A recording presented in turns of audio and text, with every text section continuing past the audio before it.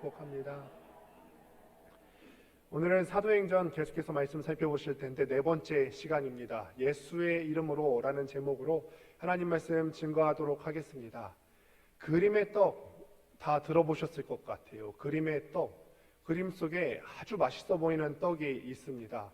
너무 그럴싸해 보여서 김이 모락모락 나고 이것을 너무 먹음직스럽게 생긴 떡이 있어요. 얼마나 잘 그렸는지 이 떡에서 고소한 냄새도 나는 것 같습니다.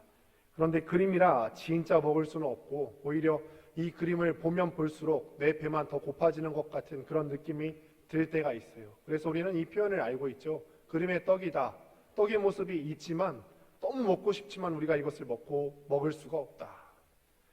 그런데 그림의 떡 같은 것들이 우리의 실생활에도 적용이 되는 것들이 있어요. 예전에 제가 서울 중구 한복판에 있는 교회에서 사역을 할 때가 있었어요.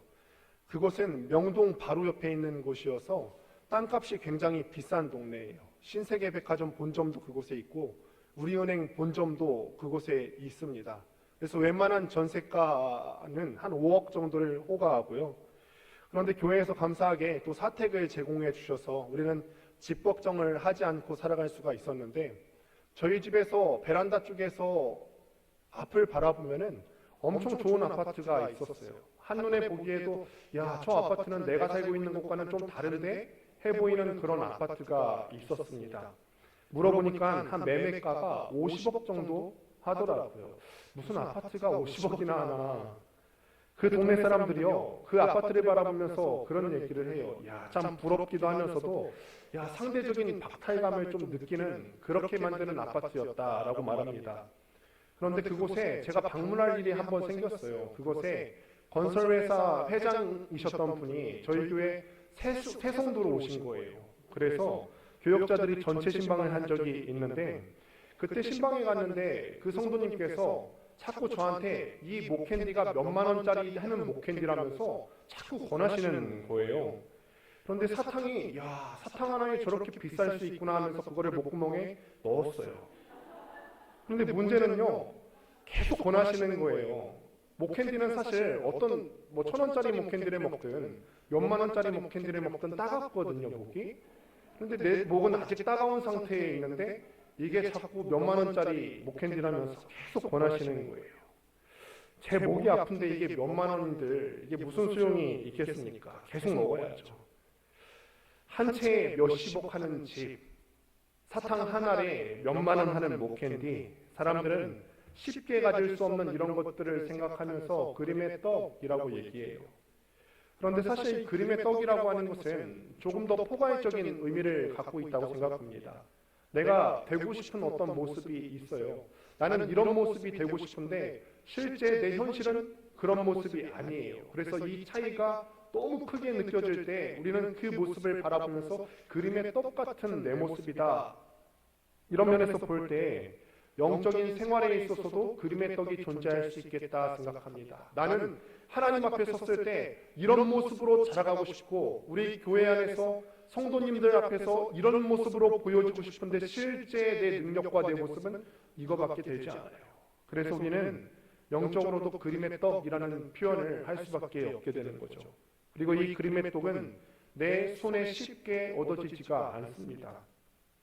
오늘 말씀을 보시면 육적으로도 영적으로도 일반 사람들은 손쉽게 하는 일인데 이것을 그림의 떡으로만 바라보고 있는 한 사람이 나옵니다. 이 사람은 나면서부터 못 걸었던 사람이래요.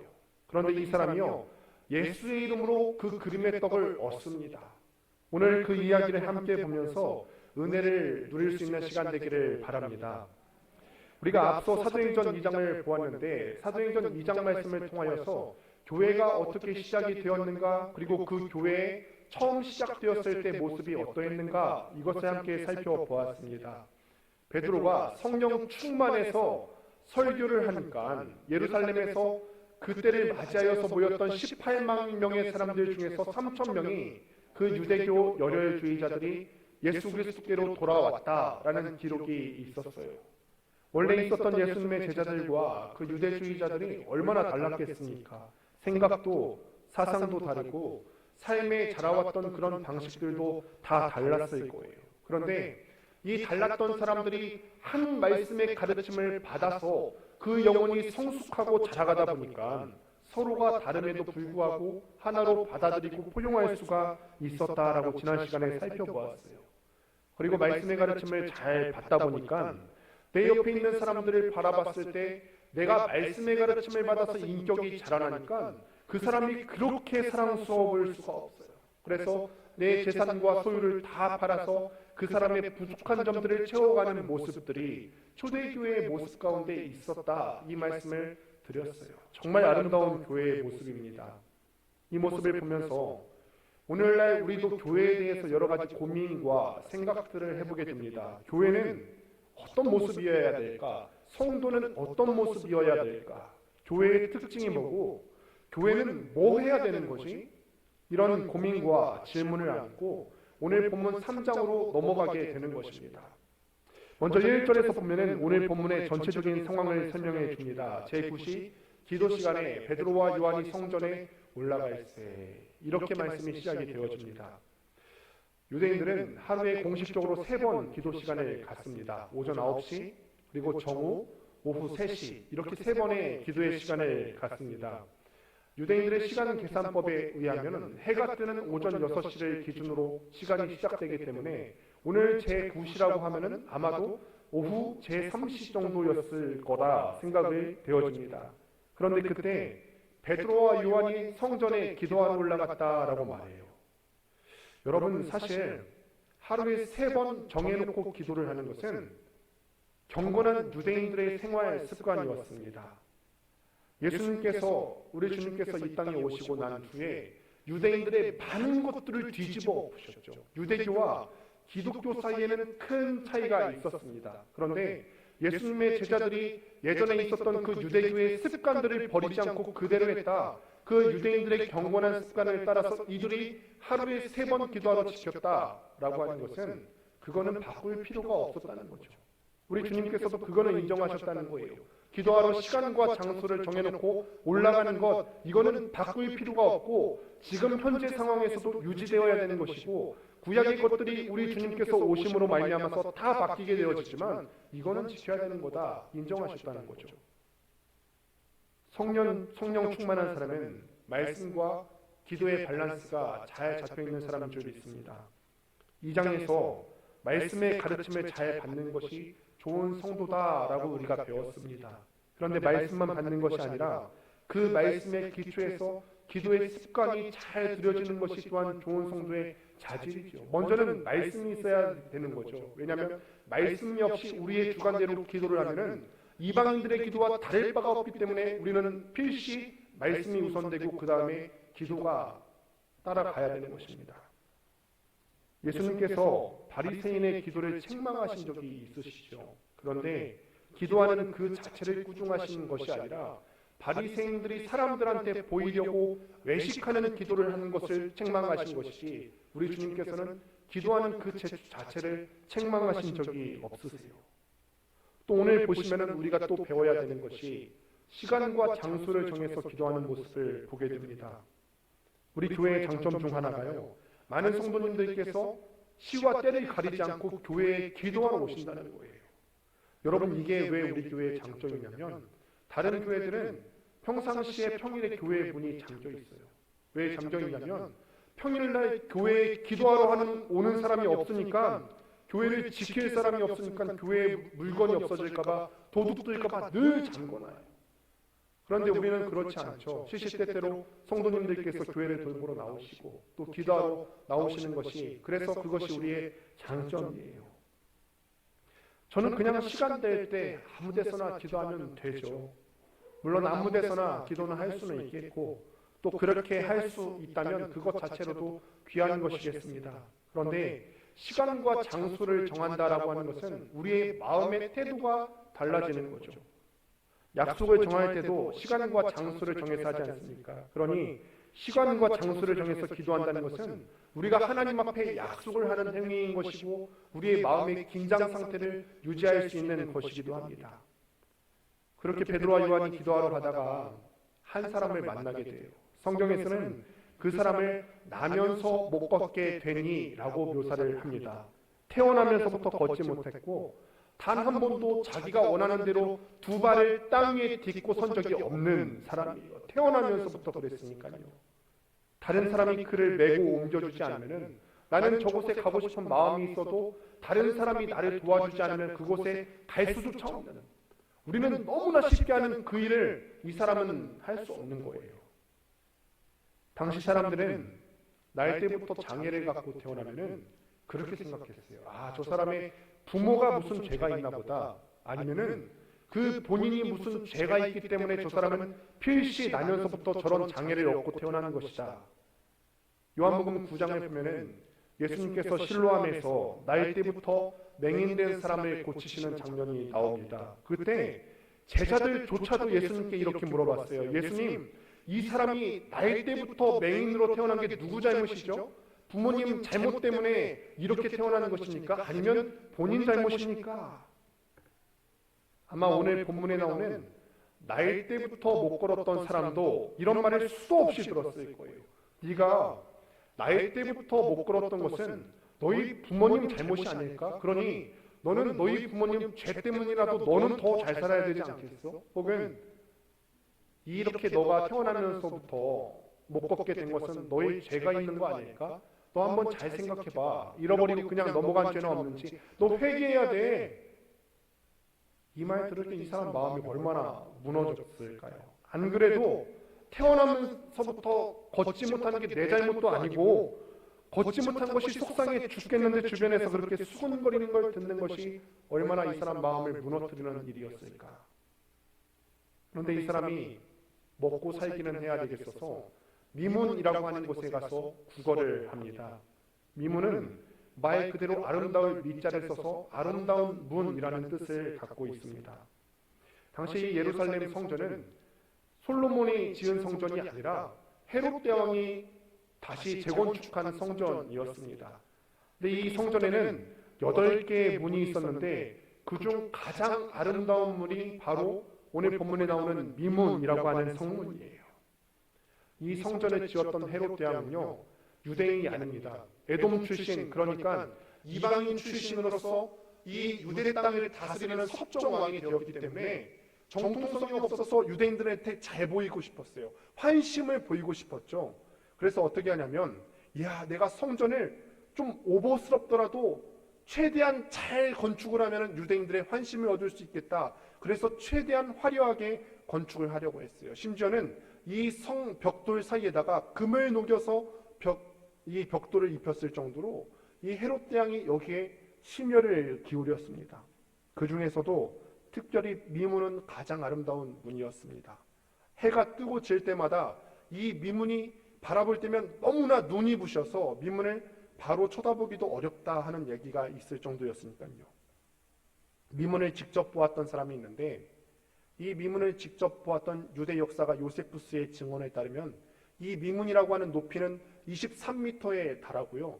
금과 은을 섞어 놓은 황동을 입힌 문이었다고 합니다.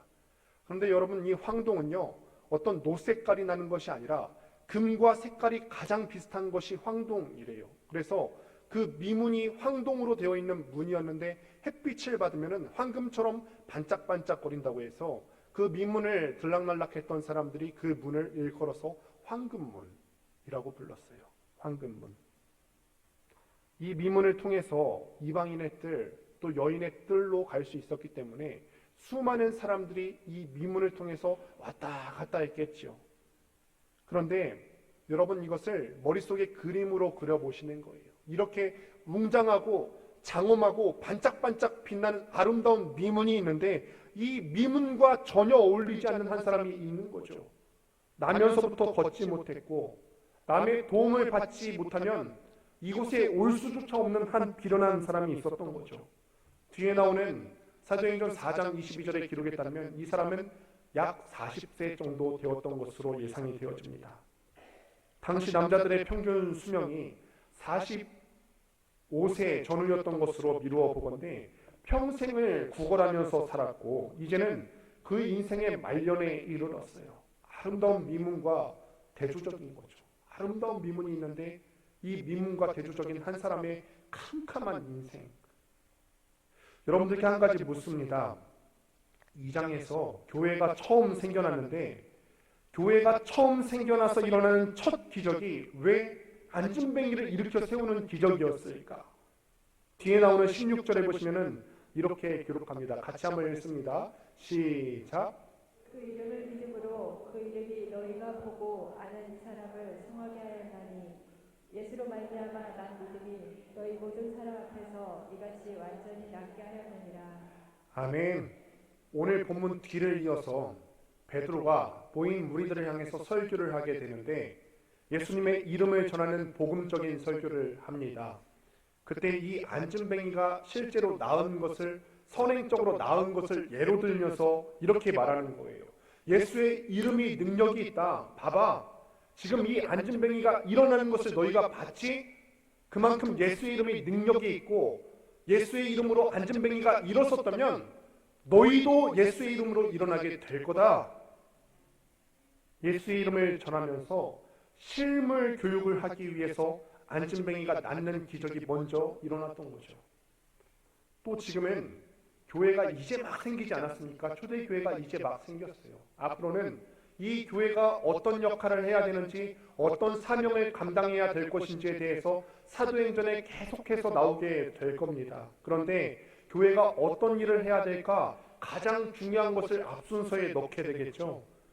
그런데 왜 나일 때부터 못 걷는 사람 일으킨 그 기적을 맨 앞에 넣었을까? 이게 대체 어떤 중요성을 갖고 있기 때문에 오늘 본문 말씀을 NIV랑 NASB 영어 성경으로 보시게 되면은 안진뱅이를 뜻하는 두 가지 단어가 나오게 되는데 NIV를 보면은 크리플드라고 하는데 이게 불구의 무능력한 이라는 뜻을 가지고 있고 NASB 성경을 보면 레임이라는 뜻을 갖고 있는데 변변찮은, 여러분 이것만 놓고 한번 생각해 보실까요? 무능력하고 변변찮다. 누구의 모습일까요? 우리의 모습 아닐까요? 안진뱅이를 뜻하는 저 두 단어가 영어 성경으로 보니까 저런 뜻도 있어요. 변변찮다, 무능력하다. 안진뱅이와 우리가 다를 바가 없다는 거예요. 우리도 똑같은 존재죠. 나이 때부터 죄의 DNA를 갖고 태어나는 거죠. 불구로 태어났어요. 영적으로 온전치 못한 상태에서 태어나서 예수님께서 우리를 온전케 하시는 그 능력이 아니면 우리도 저렇게 살 수밖에 없는 거죠. 영적으로 안진뱅이로 살 수밖에 없는 그런 존재예요. 우리가 불구이고요. 우리가 무능력하고 우리가 변변찮은 존재예요. 그래서 성경 기자는 안진뱅이가 예수의 이름으로 낫는 그 기적을 보여주면서 너희도 예수의 이름을 믿으면 너희도 온전해질 수가 있고 너희가 죄 때문에 온전치 않게 태어났지만 예수의 이름으로 그 온전치 않음이 해결될 수가 있고 예수의 이름의 능력이 있어서 너희를 회복케 하실 거다. 교회는 그 예수 이름을 전하는 일을 해야 된다는 것을 오늘 사도행전 기자가 말하고 싶었던 거죠. 너희도 안진뱅이와 같은 상태이지만 또 그런 사람들이 우리 지천에 널려 있지만 교회는 예수의 이름을 전해야 되고 그 이름을 전할 때 그런 안진뱅이 같은 사람들이 나음을 입을 거다. 그렇게 베드로와 요한이 안진뱅이를 만나고 이 사람을 주목합니다. 4절 말씀을 같이 한번 보도록 하겠습니다. 시작. 베드로가 요한과 더불어 주목하여 이르되 우리를 보라 하니 이 사람이 나이가 40세가 되도록, 그러니까 평균 수명이 거의 다 되어가죠. 말년에 이르도록 이 성전 미문에 나와서 구걸을 했어요.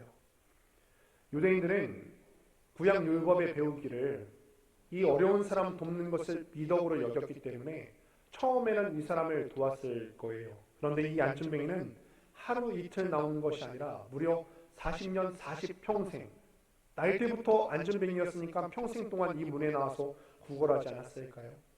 그러니까 사람들도 매일같이 나오는 이 사람을 계속 도와줄 수는 없었을 것이고 또 이 미문이 사람들이 많이 왔다 갔다 하는 문인데 구걸하러 이 한 사람만 왔을까요? 수많은 다른 구걸하러 온 사람들 때문에 아마도 이곳을 왔다 갔다 했던 사람들은 구걸하는 사람들에 익숙해져서 이 사람은 거들떠보지도 않았을 거예요. 따뜻한 눈길 하나 주지 못했을 겁니다. 오직 자기네들 성전에 예배할 것을, 이 미문만 지나면은 내가 디아스포라 저 멀리서 하나님한테 예배드리러 이 땅에 왔는데 저 문만 들어가면 하나님의 성전이 있어, 이게 얼마나 가슴 벅차일까 하면서 자녀들 손에 붙잡고 막 들어가는데 그 설렘만 있지 주변에 있는 사람들의 볼 생각은 하지 못했을 거예요. 그런데 베드로와 요한은 달랐다. 이 사람을 주목했다 그래요. 주목했다. 주목했다는 것은 헬라어로 격렬함이라는 뜻을 갖고 있어요. 이 사람을 바라보는데 격렬하게 열정적으로 바라보는 거예요. 그냥 보는 게 아니라 이 사람의 필요가 뭘까? 이 영혼의 필요가 뭘까? 결핍이 뭘까? 바라보면서 아주 세밀하게 뚫어지게 봤다는 거예요. 여러분, 그곳에 수많은 사람들이 왔다 갔다 지나면서 아무도 그 영혼에 관심 갖지 않을 때 베드로와 요한은 그 영혼을 세밀하게 격렬하게 주목했어요.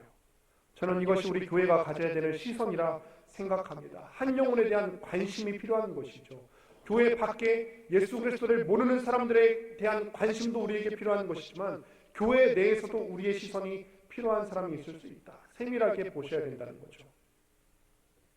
예전에 한 청년이 저한테 그랬어요. 이 청년은 가족이 예수를 믿지 않고 혼자 교회에 다니는 청년이에요. 근데 이 청년이 제가 그 전까지 전혀 생각해보지 않았던 이야기를 하게 되는데 이렇게 말해요. 목사님, 예배 시간에 저는 좀 일찍 오는 편인데 먼저 와서 앉아있다가 가족들이 함께 예배드리러 나오는 모습을 보면 부럽기도 하고 슬퍼요. 그래요. 슬퍼요. 저는 그때 처음 알았어요. 이야, 저 가족들이 함께 예배드리러 오는 모습을 슬프게 보는 사람이 있을 수 있겠구나.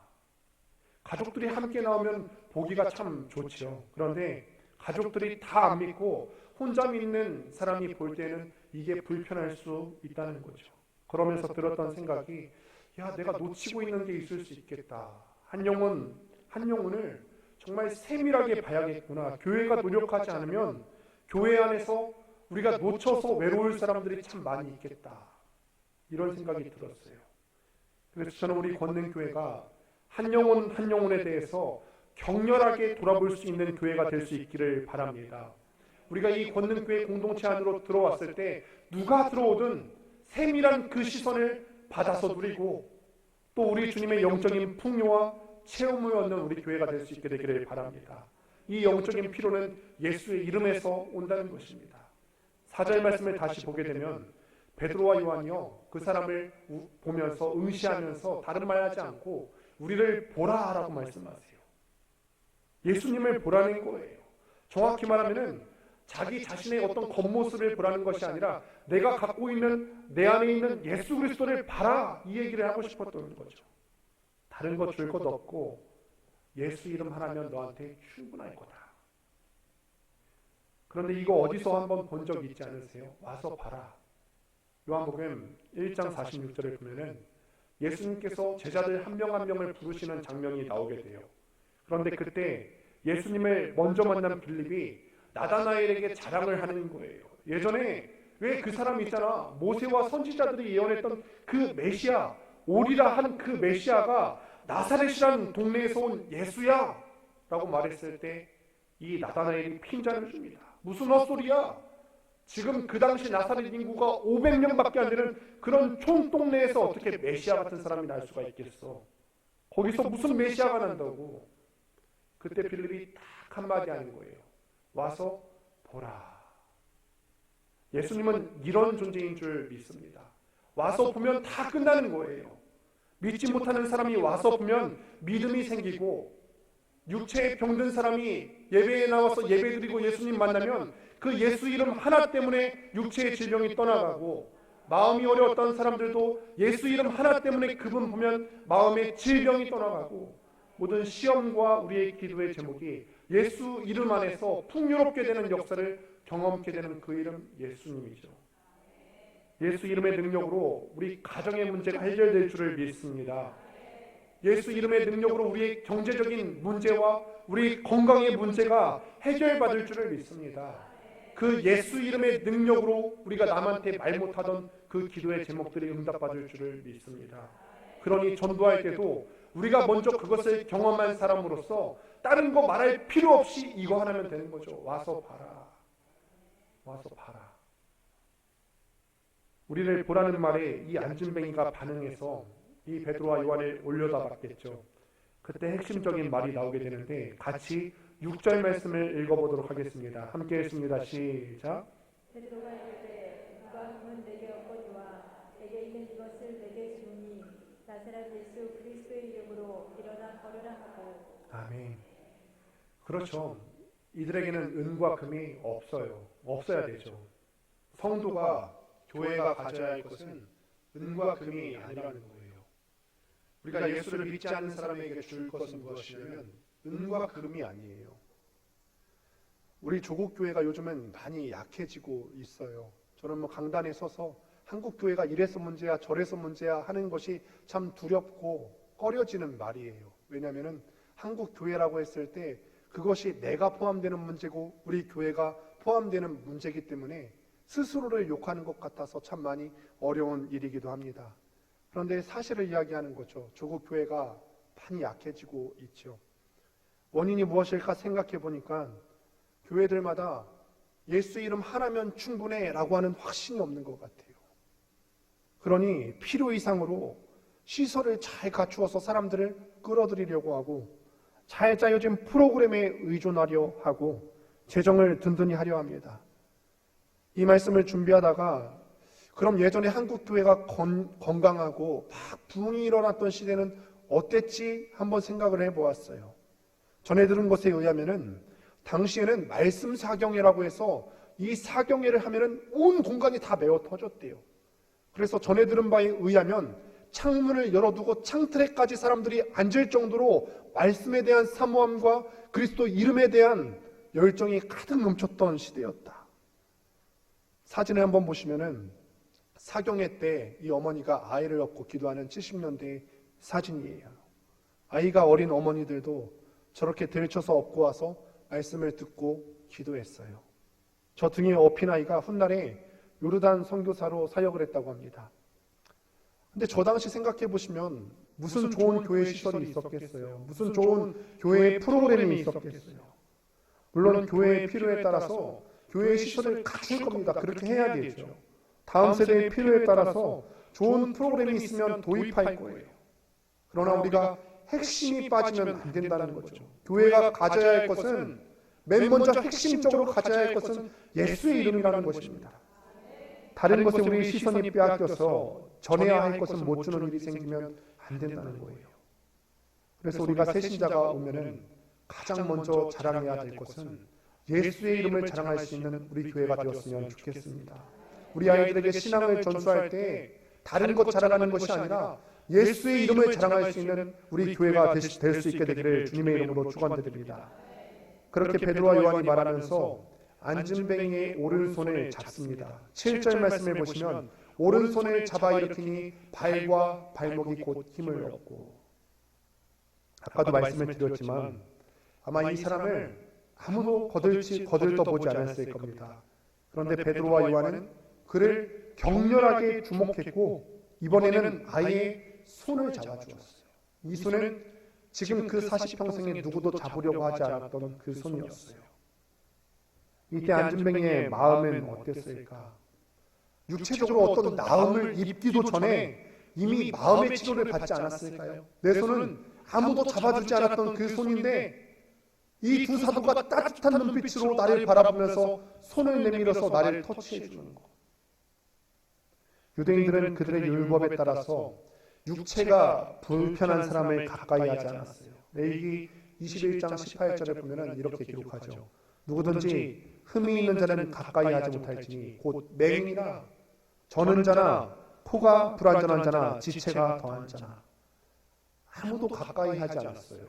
자신이 부정하게 될까봐 그의 손을 잡아주는 사람이 없어요. 사람의 따스함 그 온기를 느껴본 지 오래입니다. 그런데 베드로와 요한이 이 손을 잡아주는 거죠. 과연 예수님의 제자들이죠. 예수님께 배운 대로 하는 겁니다. 우리 주님께서 이 땅에 계실 때 그렇게 하셨죠. 우리 주님께서 하신 일들을 보면은 유독 불편한 사람들에 대해서 관심이 많으셨어요. 귀신 들린 사람, 다리 저는 사람들, 그리고 여성들과 어린아이들, 맹인들, 그리고 그렇게 안 하셨어도 되는데 직접 그들을 만지시는 경우들이 많았어요. 부정하는 것은 만지면 안 되는데 진흙으로 직접 침을 이겨서 그 맹인의 눈에 손을 대서 치료해 주셨죠.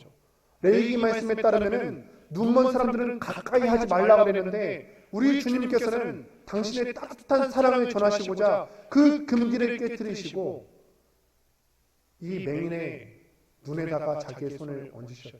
우리가 이것을 통해 알 수 있다는 것은 우리 주님께서는 질서를 만드시는 분이시지 질서 안에 계신 분이 아니라는 거예요.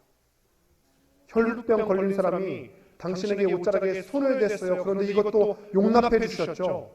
심지어 누가복음 7장 14절에서 과부의 죽은 아들이 있는데 죽은 아들을 일으켜 세우실 때에도 말씀으로만 하실 수 있는 능력이 있으신 분이 살아나라 하면 살아날 수 있을 텐데 그렇게 안 하시고 굳이 그 관에 손을 대시고 일으켜 세우셨어요. 왜 이렇게 하실까요? 이게 우리 주님의 마음인 거죠. 너 힘들지. 다른 사람의 온기를 느껴본 적도 오래됐지. 내가 이렇게 만져줄 때 육체적으로도 네가 남을 입겠지만 내 마음, 내가 너를 얼마나 사랑하는지 네가 그것을 알 수 있게 되기를 원해. 그 예수님의 제자인 베드로와 요한도 그런 마음인 거죠. 그래서 그의 오른손을 잡아서 일으킵니다. 베드로와 요한이 예수님께서 하신 것처럼 긍휼한 마음으로 그의 오른손을 잡았어요. 그들처럼 우리도 예수님의 제자예요. 우리 교회도 이 우리 주님의 자비를 배워서 긍휼한 마음이 넘쳐날 수 있는 교회가 되기를 바랍니다. 그렇게 맹인은 예수의 이름으로 나음을 입습니다. 그리고 그가 하는 첫 번째 행동이 무엇이냐? 그들과 함께 성전에 들어갔다라고 기록해요. 걷기도 하고 뛰기도 하고 성전에 들어갔대요. 장애가 있는 사람들은요, 이 미문 안으로 들어가는 것이 금지되었어요. 그러니 나면서부터 못 걷게 된 사람이 미문 앞에서 구걸하면서 성전에 들어가는 사람들을 바라볼 때 어떤 마음이 있었을까요? 야, 나도 저 성전에 한 번이라도 들어가 보면 얼마나 좋을까. 자기 가족들 손잡고 성전에 예배하러 가는 그 사람들 보면서 그림의 떡처럼 여겼던 거죠. 다른 사람들은 그냥 보통의 일처럼 아무렇지 않게 하는 일들은 자기는 할 수가 없어요. 나면서부터 저주받은 사람이라 하고 싶어도 할 수 없게 태어났어요. 그런데 그 예수님의 이름으로 그가 그림의 떡처럼 여겨졌던 것을 먹을 수 있게 되었다는 거예요. 온전하게 되어서 자기도 원할 때 성전에 들어가서 걷기도 하고 뛰기도 하고 예수의 이름 때문에 온전하게 회복이 되었다는 것입니다. 예수님께서는 이렇게 우리를 온전하게 하기 위해서 이 땅에 오셨어요. 이사야 23장 5절을 보면 이렇게 기록합니다. 같이 한번 읽겠습니다. 시작. 그가 찔림은 우리의 허물 때문이요 그가 상함은 우리의 죄악 때문이라. 그가 징계를 받음으로 우리는 평화를 누리고 그가 채찍에 맞음으로 우리는 나음을 받았도다. 우리를 온전하게 하기 위해서 우리 주님께서 십자가 지신 줄을 믿습니다. 우리를 온전하게 하기 위해서 우리가 완벽하게 치유받고 회복되게 하기를 위해서 우리 주님께서 채찍에 맞으셨어요. 그래서 우리는 그 이름 하나면 충분한 거예요. 그 예수 이름 하나면 우리에게 충분한 줄 믿습니다. 사랑하는 여러분, 말씀을 맺습니다. 베드로와 요한은 은과 금이 없었고 대신 예수 이름을 못 걷는 자에게 선물로 주었습니다. 안진뱅이는 기대했어요. 이 사람이 예수님의 제자인 줄 알고 나음을 기대했던 게 아니라 그냥 평상시 왔다 갔다 하는 사람들로 여겨서 이 두 사람이 혹시나 나에게 무엇인가 금전적으로 유익이 될 수 있을까 그렇게 조금 기대했어요. 그런데 예수의 이름은 늘 그의 기대를 넘어서는 것을 주는 유익이 있죠. 우리 주님께서는 늘 우리의 기대를 넘어서는 분이신 줄을 믿습니다. 우리는 주님 앞에 나오면서 늘 작은 것을 기대해요. 내가 마음에 어려움이 있는데 교회에 나오면은 조금은 좀 편해지지 않을까? 혹시 교회에 나오면은 혹시 내 상황이 조금은 나아지지 않을까 하는 마음이 있으신 분이 계실지 모르겠습니다. 그러나 예수의 이름은 우리의 기대를 뛰어넘는 능력이 있으신 줄을 믿습니다. 예수의 이름으로 우리의 문제가 해결받을 줄을 믿습니다. 예수의 이름으로 우리는 일어설 수 있습니다. 원수가 날 향해 와도 우리가 예수의 이름 붙들고 담대하게 일어설 수 있는 여러분들 되시기를 주님의 이름으로 축원합니다. 우리 이것을 기억하면서 함께 찬양을 같이 하도록 하겠습니다.